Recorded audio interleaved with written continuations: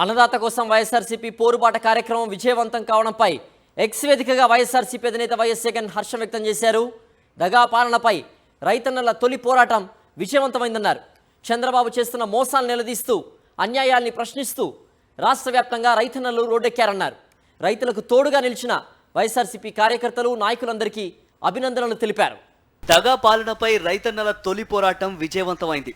చంద్రబాబు చేస్తున్న మోసాలను నిలదీస్తూ అన్యాయాలను ప్రశ్నిస్తూ రైతన్నలు రోడ్డెక్కారు.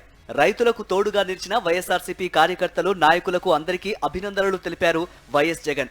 6 నెలల కాలంలోనే చంద్రబాబుపై వ్యక్తమైన ప్రజా వ్యతిరేకతకు రైతుల నిరసన కార్యక్రమం అద్దం పట్టిందంటూ ఎక్స్లో పోస్ట్ చేశారు వైఎస్ జగన్.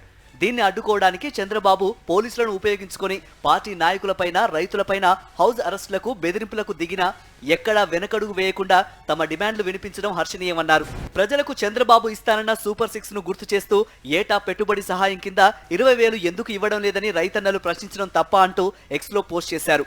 ఆర్బీకే వ్యవస్థను నిర్వీర్యం చేసి ఈ క్రాప్ ను గాలికొదిలేసి దళారీ వ్యవస్థను ప్రోత్సహించారని మండిపడ్డారాయన.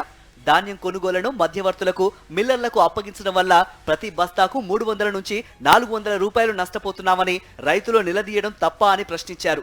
రైతులు కనీస మద్దతు ధర ఇవ్వమని అడగడం నేరమా అని కూటమి సర్కార్ను నిలదీశారు వైఎస్ జగన్. దేశంలో ఎక్కడా లేని విధంగా ఉచిత పంటల బీమా పథకాన్ని వైఎస్ఆర్సీపీ ప్రభుత్వం తీసుకొస్తే ఆ పథకాన్ని పూర్తిగా ఎత్తివేసి తమపై అదనపు భారం వేస్తున్నారని రైతులంతా నిలదీయడం తప్ప అంటూ కూటమికి చురకలంటించారు.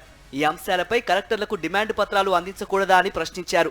తీవ్రంగా నష్టపోతున్న నేపథ్యంలో రైతులు ఇది కూడా చేయకూడదని అడ్డుపడటం చంద్రబాబు రాక్షస మనస్తత్వానికి నిదర్శనమంటూ ఎక్స్లో ట్వీట్ చేశారు జగన్. ఎన్టీఆర్ జిల్లా పార్టీ నాయకుల అరెస్టును తీవ్రంగా ఖండిస్తున్నామన్నారు. రైతుల తరఫున ఎప్పుడూ వారికి అండగా ఉంటూ వైఎస్ఆర్సీపీ పోరాటం కొనసాగిస్తుందన్నారు వైఎస్ జగన్.